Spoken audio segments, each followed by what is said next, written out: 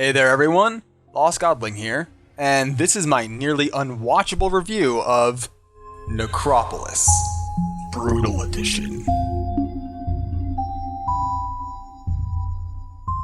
Necropolis is a rogue-lite dungeon crawling action game from developer Harebrained Schemes. Alright, so right away, let's get this out of the way. I first found out about this game at PAX West 2015, and almost instantly I fell in love. My interest was immediately piqued. It was a Dark Souls inspired game with procedural level generation and dark, kind of bitter humor woven in. I got a chance to play a little with the demo they had available and loved it. It was just a single player, PC based game that was from a developer I already like a lot because of the Shadowrun isometric RPGs that they recently-ish released. I mean, over the last few years, but it's still recent in the grand scheme of things when you're a Shadowrun fan who's been starved for content. So, I was excited, to say the least. I immediately got home, looked up everything about the game, joined the Discord channel. I was one of the first people to actively post on the subreddit. I was just around in the community. I've made fan art. It was a thing. I was pumped. I was so excited. Unfortunately, a few days before release, they announced a delay.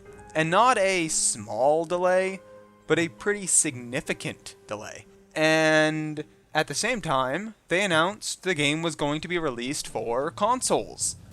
And the publisher for that release was going to be Bandai Namco, who had just spent the last two iterations of Dark Souls fucking the fans. So I was not excited. They repeatedly promised that the console release had nothing to do with the delay, and that they were just trying to tighten up the game and tweak it and make things as perfect as possible. Which seemed odd since they claimed that it was ready for delay just a few days prior, but, you know, whatever. At this point I was already rocky on a $30 game that seemed to just be a very niche game. But there you go.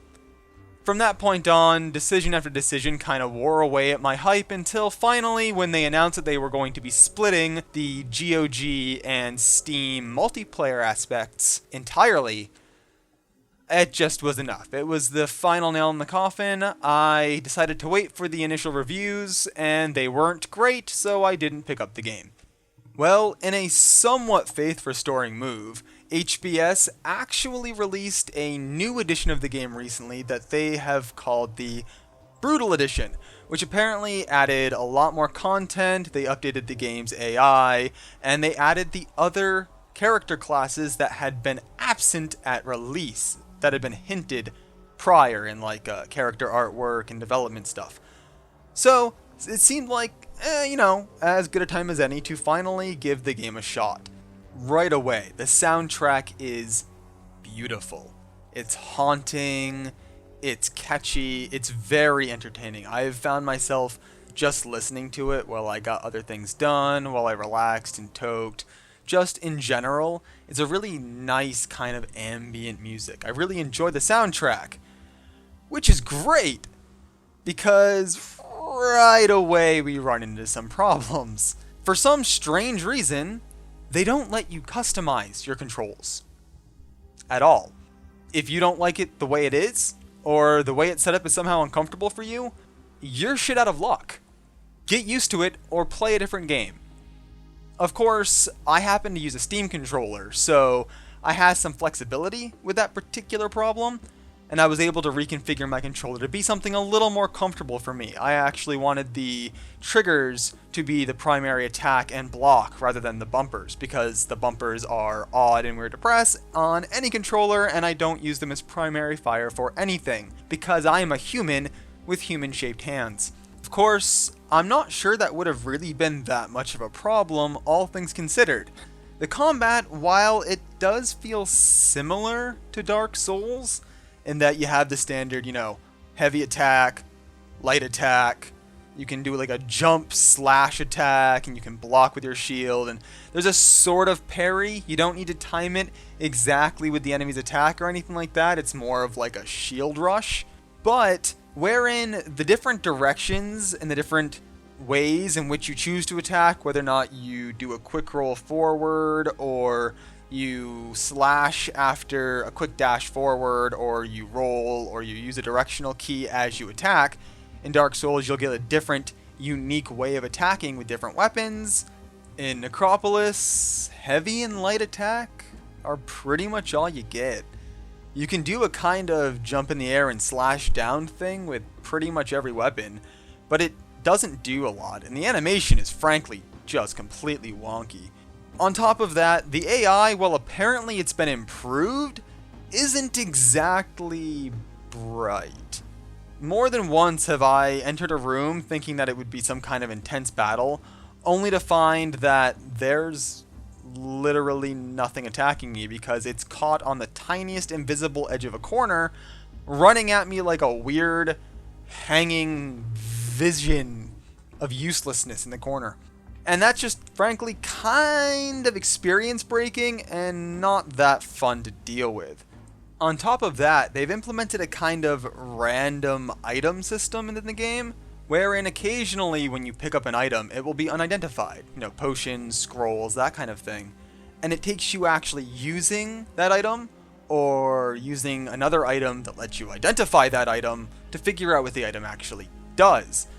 Now, the problem is, with the way the game and the crafting in the game are all set up, you really don't need to use any of the unidentified items. In fact, given the risk-reward ratio, it's actually better off just tossing unidentified items. They're a redundant part of the game. The only reason to use them is if you want to make the game intentionally more difficult.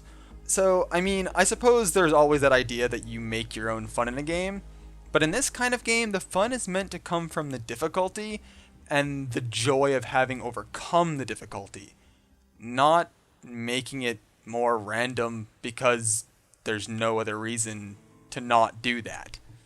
It's just a redundant feature at that point. Honestly, they could have done without it. Now, it must be said, all of that aside, the graphics are pretty simplistic, that has to be admitted to.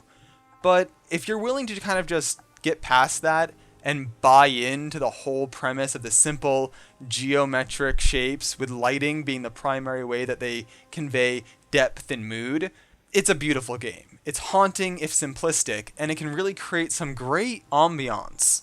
And that can go a long way to making your trip through the Necropolis's randomly generated hallways that much more enjoyable. Of course, then we need to talk about the giant gold elephant in the fucking room. This guy. This motherfucker right here. I'm not sure why, when I first heard about this game, the idea of a demented GLaDOS magically created in the center of a gigantic mystical necropolis was a good idea. I don't know what part of me possessed that kind of mindset where I would think I'd enjoy that, but wow. Wow, does this dude not fit the tone of this game. For every moment that he actually fits and lends something to your time within the game, there are a half dozen times where you just wonder, why? Why? Why? Why? And all I can think is that someone on the development team along the way just really liked the idea, but it was seriously not the best idea ever, and I really don't like this character. He's just not cool.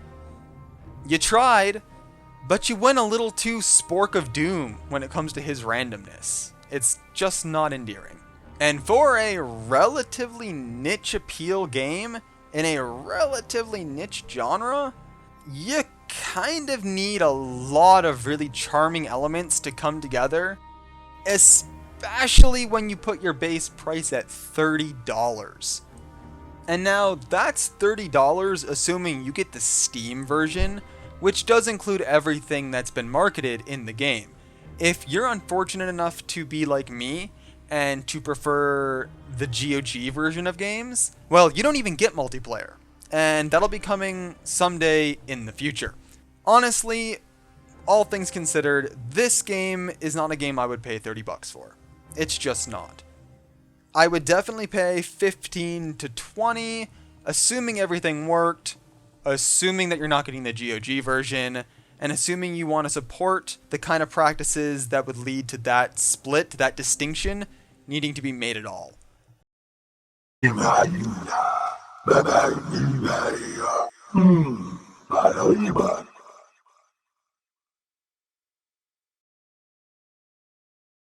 So, if you liked having me validate your opinions, feel free to hit the like button.